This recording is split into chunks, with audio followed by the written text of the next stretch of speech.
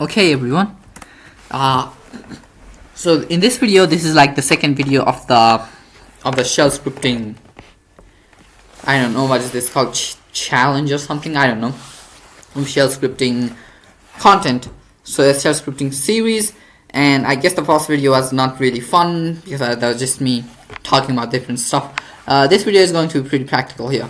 So LSCD, I don't know, we're going to talk about do everything here.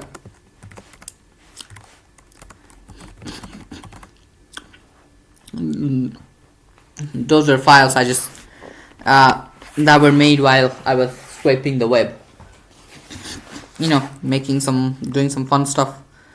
And I am also going to tell you what I have like actually done with the shell scripts, because everything right here, you see things right here, the weather report, the volume, the date, the RAM usage, everything is a shell script.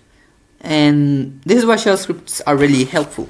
Now, so we're going to begin with index, okay? Vim and index. So we're first, like, let's make the text quite big because that it's really necessary. So we're going to first talk about variables, and then we're going to talk about for loop, you know, loops of course, and then control flow, basically if else statements. Let's write and quit. So I guess the text is like too big now. Okay, this is really good. Now this is like actually a good one. Now first we're going to make I don't know, help us. So touch test.sh. Now if you want to test.sh, okay,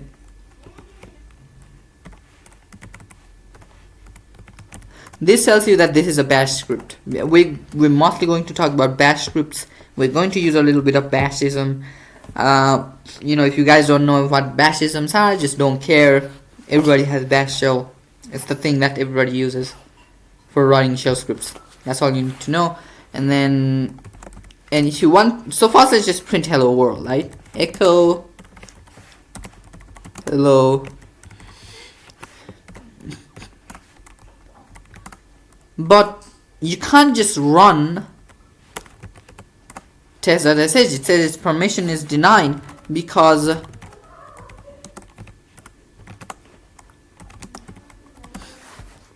it does not have executable permissions. So to give this thing executable permissions, we need to do chmod +x. Now in this way the operating system will know, you see x here, that this is a shell script and it has executable permissions. Now what's this called? Now what we're going to do, we're going to run test.sh, and boom. So I told you what, like where echo is in, it's in /local/bin, I guess. No, it's /user/bin. It's there. Let's not talk about that now. Now we're going to talk about making variables. You can make variables just like this.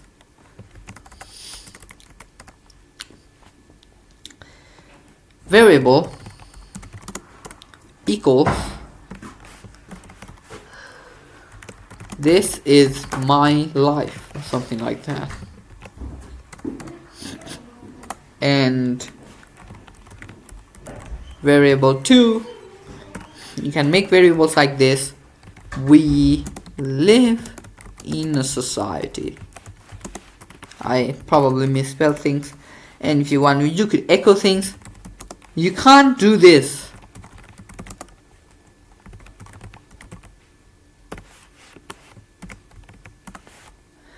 You can't do this because it's just going to show this, and this is a feature of shell.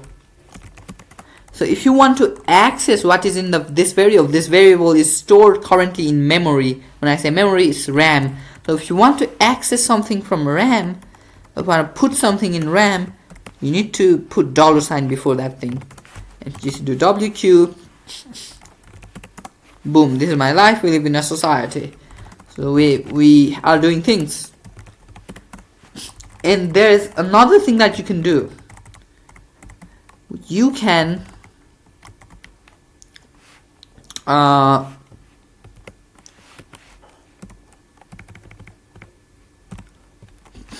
do something like this.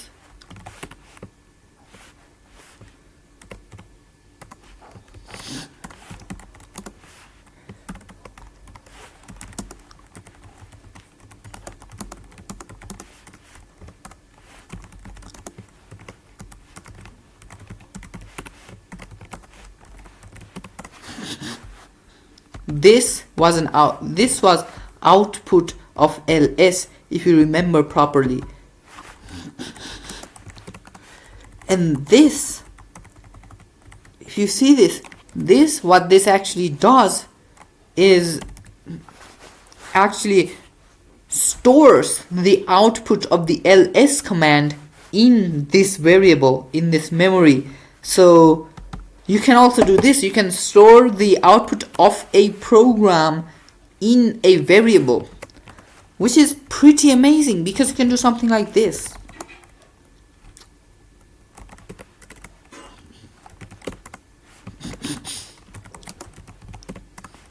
You can do something like this.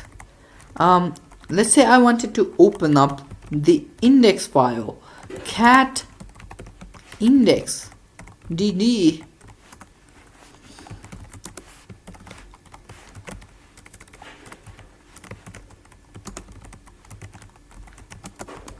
Okay.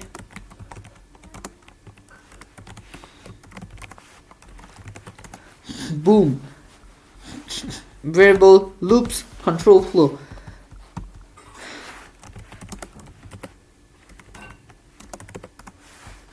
As you can see, you can get what's in this file index. So if you remember what we had to do to get things in an index in a C file, it was so much. If you remember properly, it was too much work, and I wonder why. Is it because like I don't know why this is not showing the new line.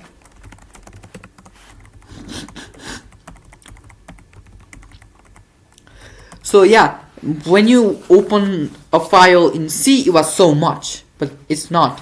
And now we're going to talk about loops. Now we're going to talk about, first of all, for loop. For. This is a requirement. 2 spaces for doing math operations. If you want to do math operations, I don't know. Let's do math operations first. So you can do the following. You can say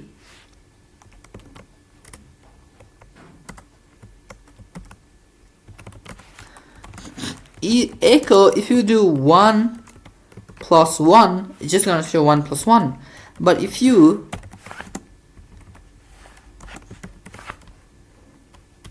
do this, it's gonna show this one. But if you do something like this, it's gonna show 2. You see this? This is very fun thing. You can do something like this, which is very amazing because shell can do basic math. It does not do well in floating point mathematics, which is like points 1.5. It can't handle that properly, but it can handle whole numbers really well. So you can do a little bit of math in shell. You can do echo. Now what is the output? So to do math, I tell you, you need to do $sign small bracket open space, and then you write stuff, space, and then you write stuff, whatever like 100 times 5, and again space, closing brackets. That is what you need to do. Open bracket, two open brackets, and then space, and then your math expression, and then another space, and two closing brackets and $sign before everything to denote that it's from memory that we're taking out. You get this? So you can do basic math and you can print numbers. So for the normal two brackets close and that thing, okay, I equals 0, I less than 10, I plus plus. This is normal C index, but in C we used to do curly bracket, we used to do curly braces. We don't do that here. We write do, and now we can do something here like echo $I is a variable, we define it right here, and then to end the for loop, done, and write and quit. Boom, we have 0 to 9 printed just like that. And there is while true statement as well. So we can do something like this as well. While true, it's a normal while loop.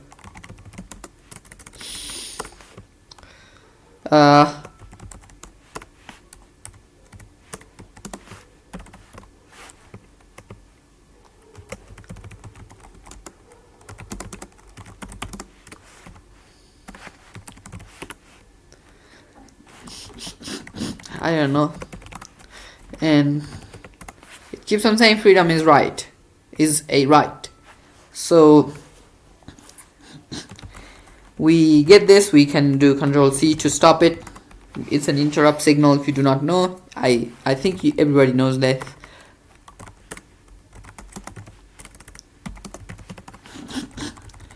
So we know what this is. Now this, we know how while loops work, and you can do something like this as well. So I'm going to tell you some pretty cool stuff. So there's something called for in, ls cat index, right? We're going to do something here. Hi,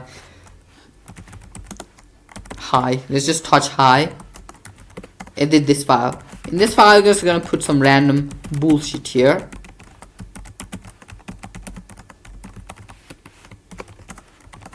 And I'm telling you again, you can use those for loops directly from shell. So I'm going to use it directly from shell, okay? For line in, this is for in loop, for line in hi,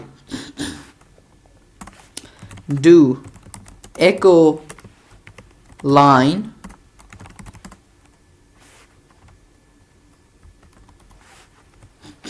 you can't do this, it needs to be an output cat hi. You can do this, and the cool thing you can do this is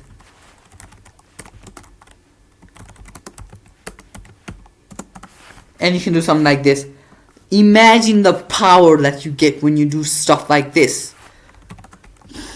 It's pretty amazing. Now, so basically, as I told you, you guys don't need to write everything in test.sh. You could have done this in true do echo I am really cool, something like that. You can do it directly from the terminal, just like Python. You could do that in Python, I guess.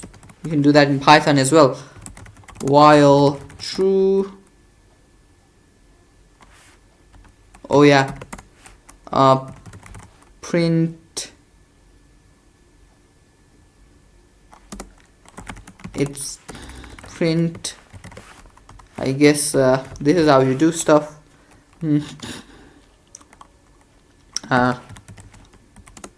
Python is really slow.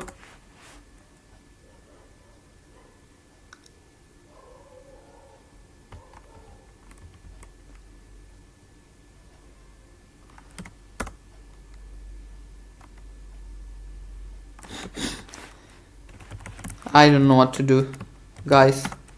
I really don't know what to do. I don't know a lot of Python. So you can either write that in a file, a shell can read from a file line by line and do its stuff, or you can just do it directly in the terminal.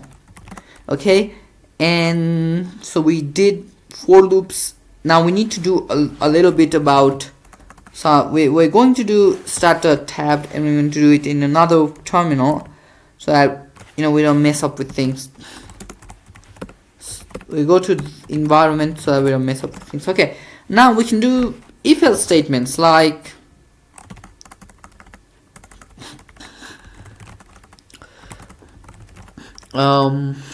so we're going to, let's say, if there's a file called index, we are going to say there is a file called index. If there is not, then we're going to say no. So this is how we do for in this directory. So we're going to using shell, we're going to find out if there's a file called index, and if there is a file called index, then we're going to say, oh wow, it's really cool, or something like that. Okay, so for line in ls, do echo line. It basically shows everything like this. Now we can use this. So if, right, if you want to do string, if you want to do something with string, it's going to do big bracket space equal equal. Oh, you just need to do a single equal to, and you need to do index, and you need to do space. Space is really necessary here. Okay, and you can just do something like this here, so that if you can put an if statement here. Okay, it didn't work, can do it. Okay, we're going to do it like this. Okay, for line in, so we can launch ls like this. I told you this earlier. You can use $, these two parentheses to like actually get the output. Do if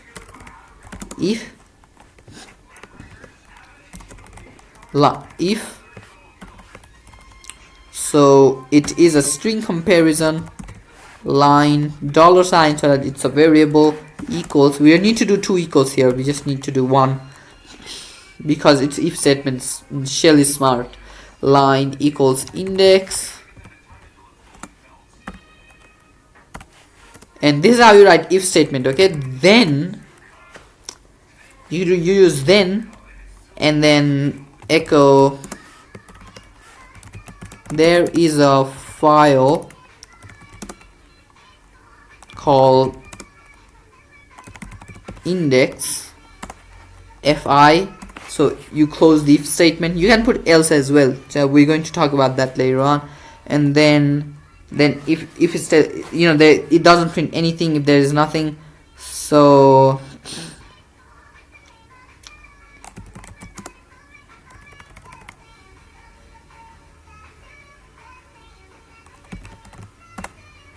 yeah, there's a file called index, and it's not going to print anything. Then it's not going to print anything if it doesn't print anything because there is no file called isdfs. And you can do some different stuff here. So as I told you, you guys can use if statements, and so in if statements you can also compare. I showed you guys I was comparing strings back then. Now we're going to compare numbers. To compare numbers, so num1 equals 4, 2 equals 5. If you want to compare numbers, then if we are doing some mathematical operations, it's always this if space 2 parentheses space. Now you write your expression like num1 equals dollar num2 and space and two parentheses close, then echo the numbers are equal,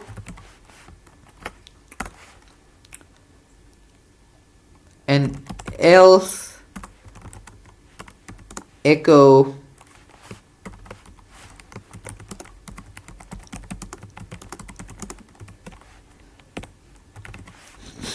equal fi to close if statements, and done.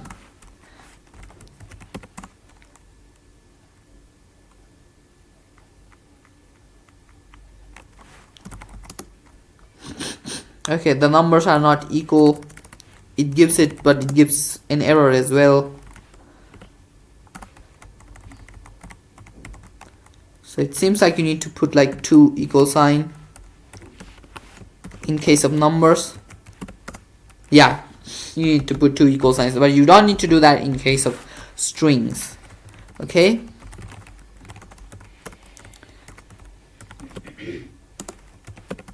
So if they are equal, and the best thing is you can do that everything in the terminal as well, because what this thing is doing is basically for line in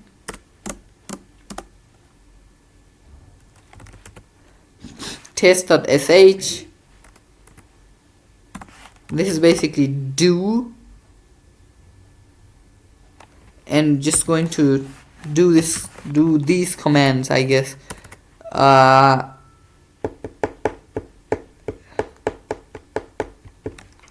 Can you do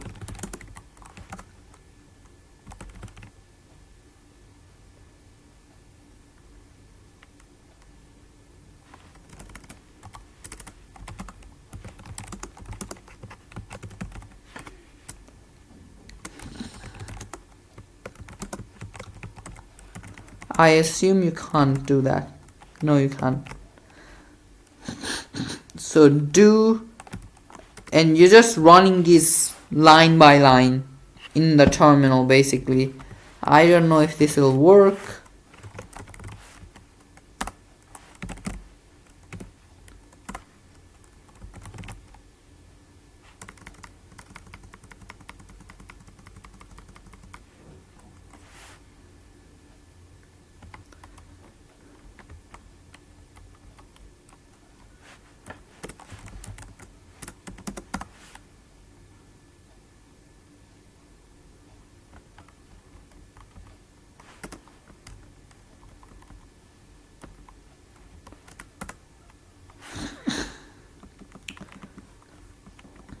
Oh yeah, this is actually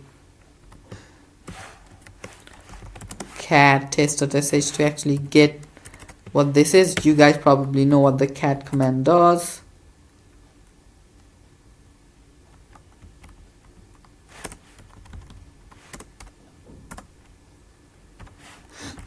And it seems like they're treating every space as like a different thing. Unfortunate, but yeah.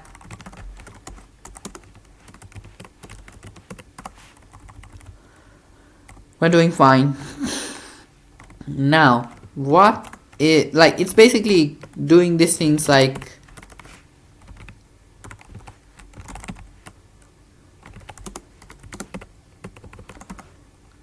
and you can just, I don't know, what you can do is you can just copy these lines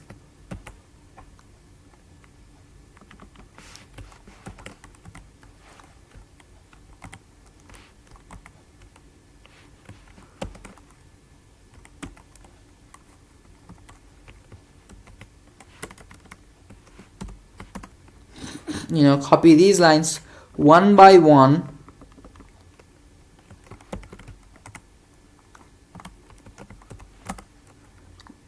right?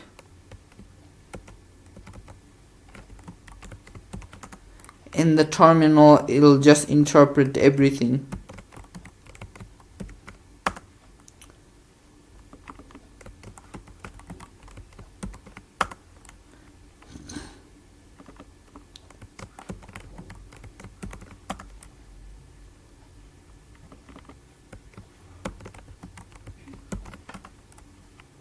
there's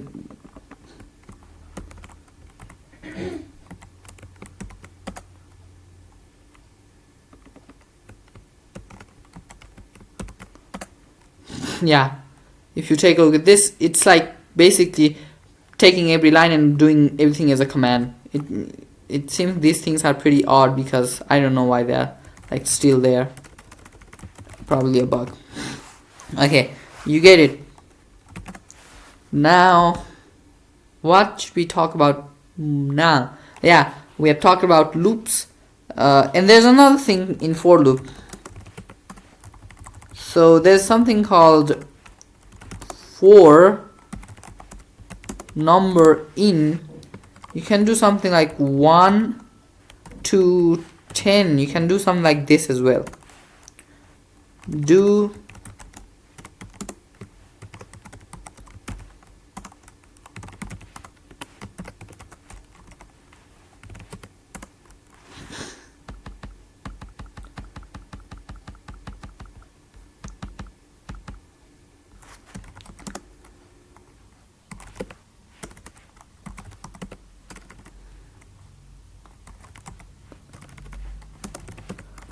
I guess you were able to do that. I don't know, do we do like $?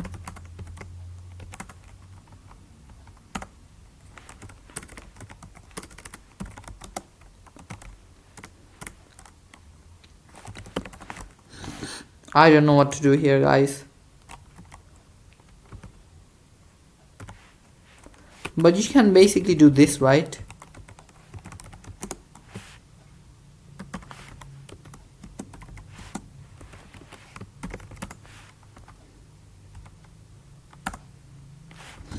It seems like you can't do that.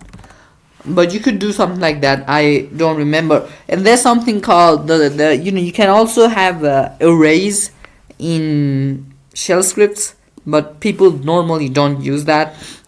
I don't use arrays very much, so I don't know much about a lot of things about arrays because I just don't use them.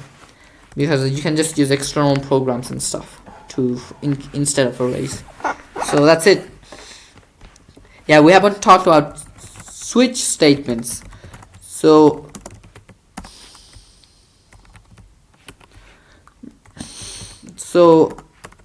we can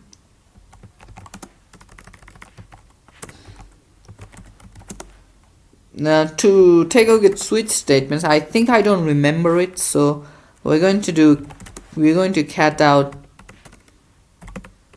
local bin NCLI. There's great example of oh yeah, this is what you do. You don't need to use switch, right? Yeah. So you don't need to switch case number 1 in 1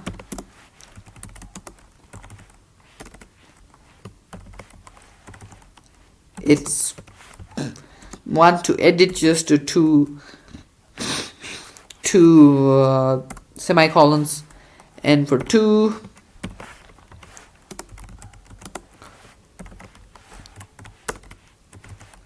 it's 2. I guess you need to consider using tabs as well. 4 it's 4, and then ESAC. It's like the opposite, ESAC, right? And if you want to learn some multi-line scripts, then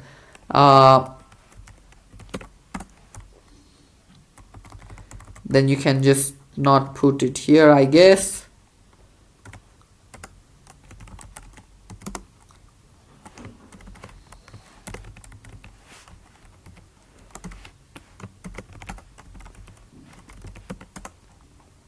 Okay, what are you supposed to do again?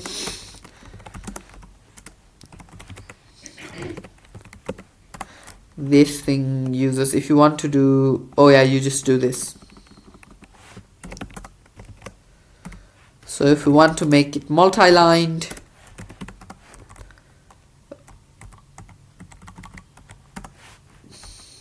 then you can just put these two spaces down there. Oh yeah, because it had like a space between them, it didn't work. Yeah.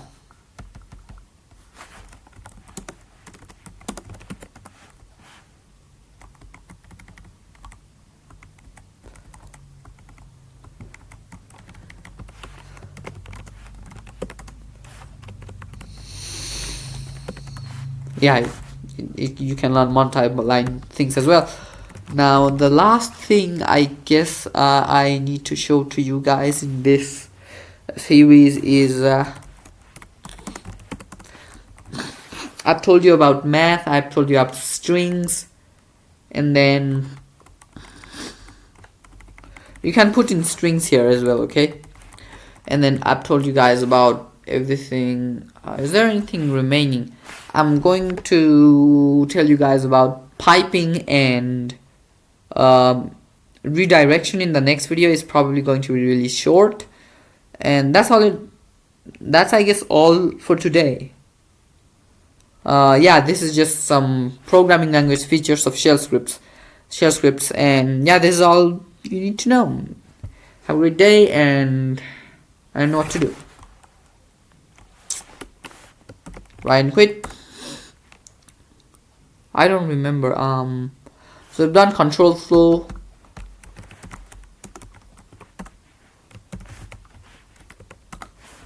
We've talked about variables. We've talked about loops. We've talked about control flow, and talked about like putting the output of a program into the variables as well. Yeah, with these you can like make really slow programs because shell is slow. But the point of shell is binding different programs written in C together, okay? Not to actually write big programs. So I guess this is all it.